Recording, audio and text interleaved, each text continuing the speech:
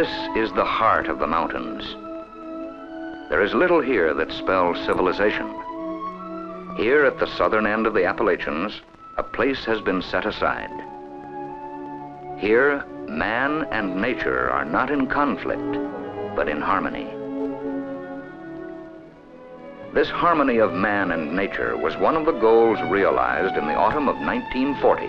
Then a vast tract in the Smoky Mountains of Tennessee and North Carolina was dedicated as a national park. As President Franklin D. Roosevelt said, "To the free people of America, I dedicate this park." This is the Great Smoky Mountain National Park. Smoky Mountain, smoke it in your eyes if you do. I'm telling you. The great harmony of man and nature that's here in Gatlinburg, which is nestled in the heart of the Great Smoky Mountains, was portrayed perfectly by a man who lived here years ago, known as the roaming man of the mountains. And his name was Wiley Oakley. We want to take some time to honor this man and tell a little about his life and history, as he was one of the many people who were responsible for making Gatlinburg what it is today. Several years ago, I spoke with Lucinda Ogle, Wiley's daughter, about Wiley, and here's what she said. We're here today down at the bottom of Ski Mountain Road at a place called Ogle's Acre. And a lot of you that have traveled on the trolley have driven by here. This is the home of Lucinda Ogle. She is one of the children, one of the 12 children of Wiley Oakley, the famous roaming man of the mountain. And today we're going to talk with Lucinda and with her brother Harvey Oakley.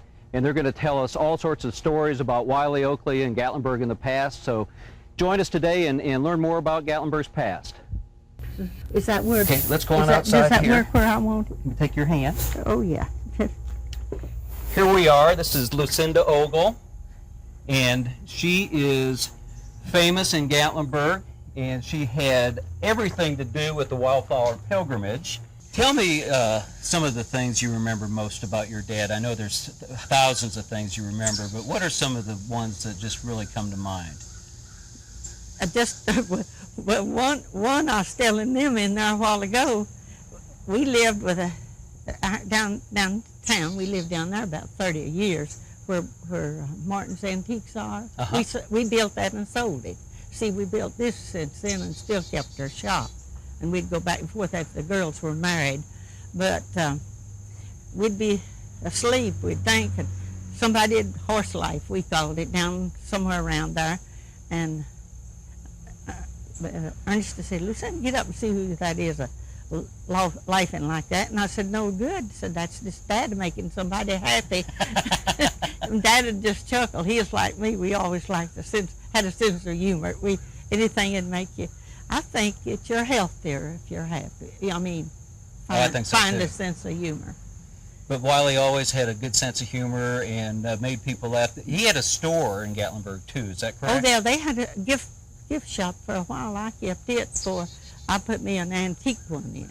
See, I wasn't competing with them. No, your dad, he had a lot to do with the promotion of Gatlinburg. Didn't he take Yeah, people up in the mountains? One time I went to promote them too with Dad to Chicago. Really? We went on the train, and that was the first time I'd ever been away from home, much, overnight. And what would you do? Go and talk to people about Gatlinburg and Well, about the there's Smoky some people who was tourists. I'd bought a little strip with their money for them down here, and they wanted me to come with that, so they kept me while I was there. But we went to the meeting, and everybody just took a fit over. We call it take a fit over Dad. Sure. They enjoyed him so much. Of course. And then they kept asking me and the people and the tourists. People that I bought the Lucas. They kept asking them all about the mountains and everything. So really, we were good advertising. And they said they had a lot of places I didn't go. And Harvey, Harvey went with them with his music, mountain music. What was his slogan about antiques? On the house, the first house he lived in, they had antiques in it, and it said antiques made to order. But what was the old cupboards and things that he got from people, he'd clean them up in the garage. Had them out in the garage, and then he'd put them on the porch and sold them. So when Henry Ford came to the mountains about, I wasn't looking about buying the park, I believe. That's what he's there for. Anyway, he went up to school to teach all of them. We was all up at school, like Harvey and me and all of us. And Mrs. Ford saw that sign, Antiques Made to Order, and she said it amused her so that she'd decide to go in and see. And the most important part, though, she named my little sister, Clara Jane, after her, because while she was looking around, the little new baby cried, and she went in and got it and wanted to know what its name was. And it is a beautiful little child. Mom said, well, it's not named. And she said, give me a piece of paper and a pencil, and I'll name her. She wrote down Clara Jane Ford. See, and she told Mom to put the Ford in there with it. And so that just pleased Dad to death, because he liked to have big, rich folks' names to tell it he had met. The roaming man of the Smoky Mountain, because I'd been a guide all my life to fishermen, hunters, and so forth. And before the national park was ever talked of. My daddy sent me out at 8 years old, and I've been a guiding ever since. But then later the park come about, and so they gave me a badge, #1 guide, because I knew the Smokies and the trails, and I hoped to lay out all the boundary line. And seeing as I was here before the park ever was thought of. I've had lots of experience, but now they're going to tell you about getting lost. I know a man that was lost. He was missing for 2 years, and I'd passed their home. This old lady'd cry and said, Wiley, be on the lookout for my husband somewhere in the Smokies. You might run on his bones, and if you'd find a skeleton, well, let me know. But 2 years later, they found a skeleton, and he was identified. These bones was by a gun and watch and a little bit of change. And they brought him in and buried him. Now that man was really lost. Maybe I'll tell you a little about the bears out in the mountain. I've met lots of them. And that's what I tell the tourists when they ask me what to do in case you meet one on a trail. I tell them stand still for a little while, and if that bear don't run, why, for them to run. And you won't have no trouble.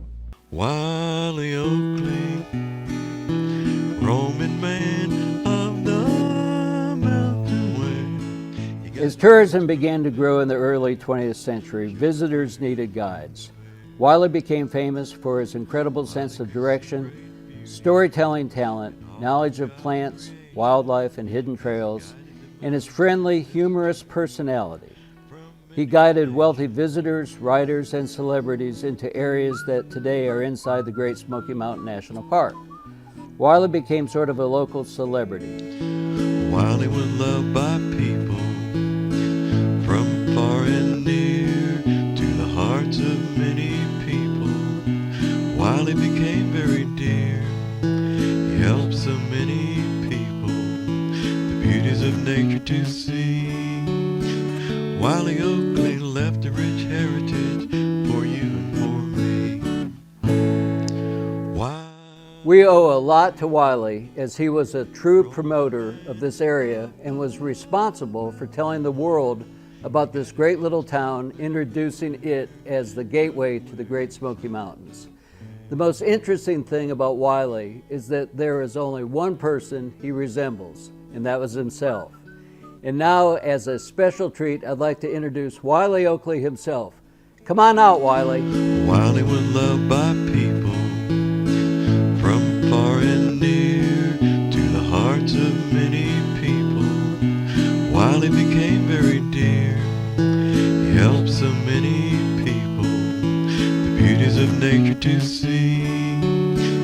Wiley Oakley left a rich heritage for you and for me. Wiley Oakley, roaming man